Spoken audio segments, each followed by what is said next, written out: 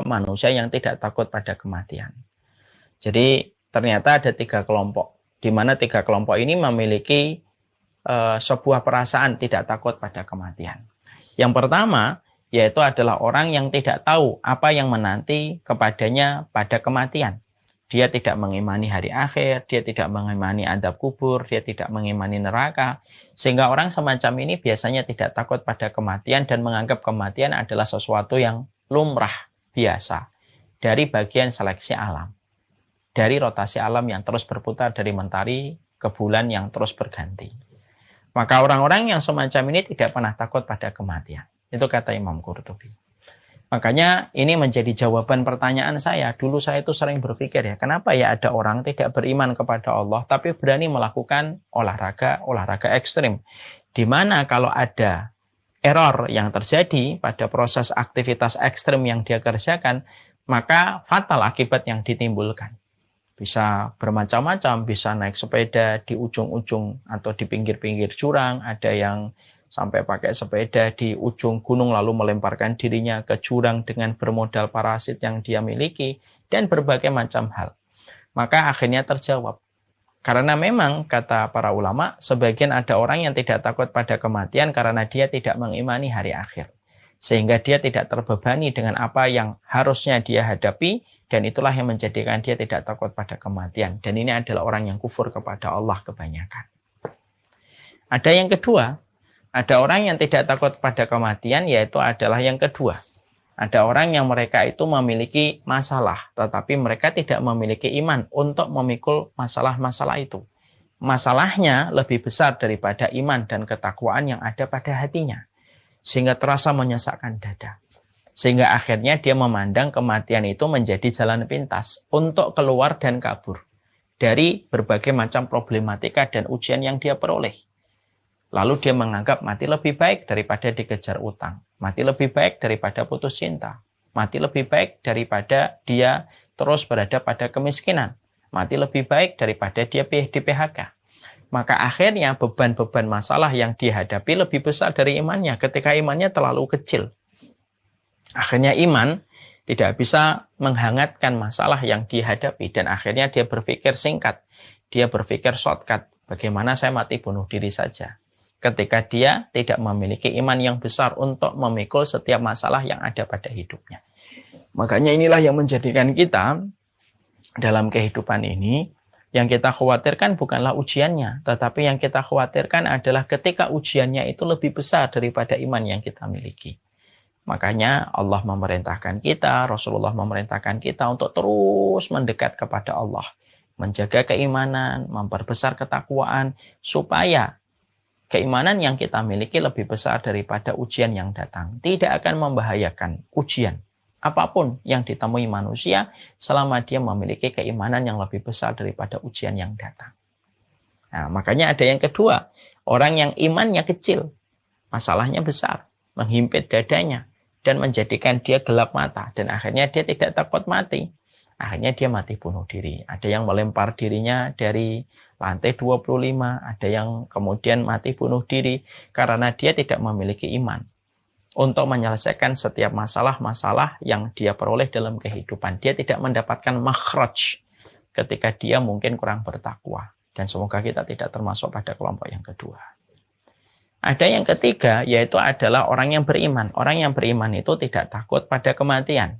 Sebagaimana yang pernah saya sampaikan, orang yang beriman itu mereka memiliki 2 selimut pada hatinya. Kita ilustrasikan ini hati. Maka sesungguhnya orang yang beriman hatinya diselimuti dengan khauf, diselimuti dengan roja. Khauf itu takut, roja itu berharap dan optimis. Kadang-kadang dia takut melihat kematian. Dia melihat ujung kematian itu terkadang takut. Terlebih ketika mendapati ada orang yang dia kenal meninggal dunia. Dia takut karena dia teringat dosanya, teringat kemaksiatannya, yang dia kerjakan, dia lakukan, dan banyak perkara-perkara yang mungkin dia terjang ketika dia dulunya di waktu muda melakukan perkara yang sia-sia. Kadang-kadang takut muncul. Tapi ketakutan itu tidak pernah mendominasi hatinya. Terkadang rojanya yang besar. Roja itu dia berharap bahwasanya kematian itu tetap dia pandang sesuatu yang menyenangkan. Karena dia akan kembali kepada Allah. zat yang sangat mencintai kita lebih besar daripada ibu mencintai. Lebih ketika membayangkan kematian, maka cara untuk mengurai kecemasan itu adalah kita harus mikir gitu, orang yang beriman itu.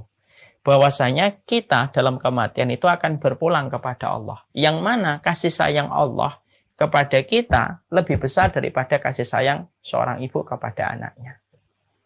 Maka kemudian menjadikan kita akhirnya apa?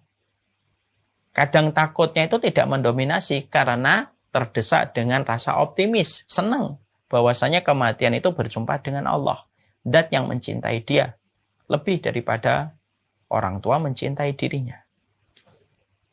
Ya. Di sisi yang lainnya dia juga senang karena sesungguhnya kematian itu merupakan musim panen dari seluruh ketaatan, dari seluruh kebaikan yang dia lakukan di dalam kehidupan. Karena sesungguhnya kita tidak akan ketemu pahala sholat, kita tidak akan ketemu pahala sedekah, kita tidak akan ketemu pahala ibadah yang kita lakukan dan kita selenggarakan sampai kemudian kita meninggal dunia. Maka disitulah kita akhirnya paham. Disitulah kita mengerti orang beriman, mereka tidak menantang kematian, tetapi mereka juga tidak benci pada kematian. Tidak ada orang beriman menantang, saya siap mati kapan saja. Tidak usah menantang. Karena Nabi pun saja tidak pernah menantang kematian. Nabi pernah nggak mengatakan, saya siap mati kapan saja? Tidak pernah. Tapi juga kemudian tidak benci kepada kematian. Karena benci kepada kematian itu berbahaya. Kenapa benci pada kematian itu berbahaya? Karena kematian itu merupakan pintu yang akan memperjumpakan kita dengan Allah. Lah kalau kita membenci kematian, berarti kita membenci pertemuan dengan Allah. Karena di balik kematian itu ada pintu yang memperjumpakan kita dengan Allah. Makanya tidak boleh membenci kematian itu tidak boleh. Takut boleh, membenci tidak boleh. Dan kalau kita sampai kemudian membenci kematian, maka dikatakan di dalam sebuah riwayat dikatakan, barang siapa yang dia senang berjumpa dengan Allah, faman ahabba liqa'allah, ahabba liqa'ah. Siapapun yang senang akan berjumpa dengan Allah, Allah lebih senang berjumpa dengan dia nanti. Faman kariha liqa'allah, karihallahu liqa'ah. Siapapun yang benci berjumpa dengan Allah, maka Allah lebih benci berjumpa dengan dia. Sebagaimana dia benci pada kematian, padahal kematian itu memperjumpakan kita dengan Allah. Benci sama kematian itu tidak boleh. Takut pada kematian, khawatir mengingat dosa dan kemaksiatan boleh. Tapi benci pada kematian tidak boleh. Karena itu adalah momen kita akan berjumpa dengan Allah melalui alam barzah, berujung kepada alam kehidupan di akhirat, sampai berujung bagaimana nasib kita dalam kehidupan kampung akhirat kita. Makanya inilah yang menjadikan kita sebagai penuntut ilmu setelah mendapati penjelasan ini, maka sikap orang mukmin, kata Imam Qurtubi, ya sikap orang mukmin itu ya antara harapan dengan takut.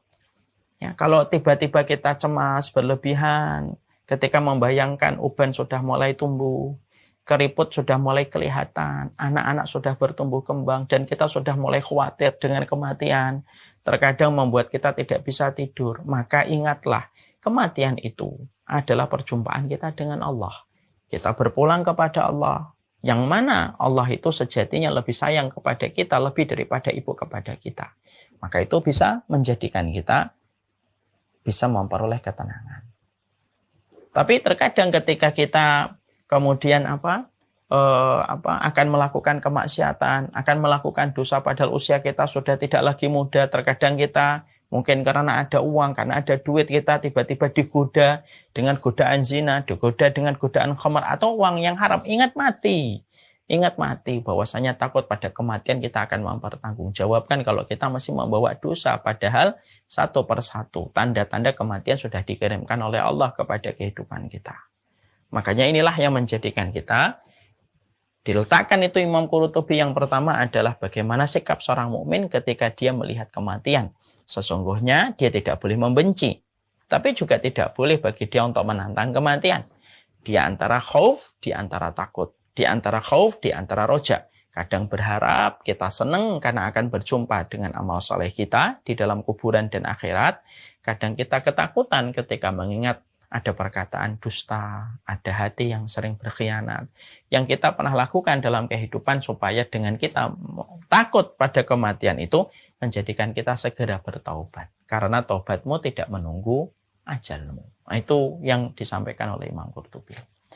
Maka setelah kemudian semacam itu, maka tentunya kematian itu tentunya adalah dilewati dengan sebuah hukum. Boleh nggak meminta kematian? Ini termasuk salah satu hal yang mendasar.